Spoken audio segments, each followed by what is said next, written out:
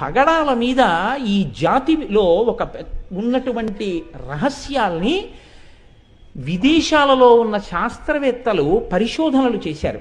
ఏ కారణం చేతనైనా బిడ్డలు కలగకుండా ఇబ్బందులు కలిగినటువంటి తల్లి పగడాల మాల అమ్మవారి పూజ దగ్గర పెట్టి ఆ పూజలో పెట్టినటువంటి పగడాల మాలని శాస్త్రీయంగా ధరించి 21 రోజులు ఒంటి మీద ఉంచుకుని ప్రత్యేకమైన పదార్థం ఒకటి ఉంటుంది, గోధుమని మధుర పదార్థంతో కలుపుతారు.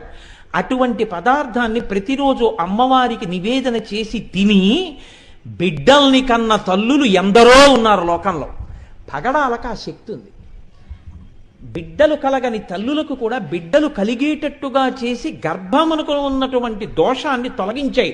దీని మీద నాకు జ్ఞాపకం ఉంటే ఆ పేరు కరెక్ట్గా డాక్టర్ జెరీ అన్న ఆయన, మన దేశం వారు కాదు, ఆయన ప్రయోగం చేసి నిజమే భారతీయ సాంప్రదాయంలో పగడాన్ని అంత గొప్పగా చెప్పడానికి కారణం ఉంది, పగడానికి ఆ శక్తి ఉంది అని నిరూపించి చూపించారు.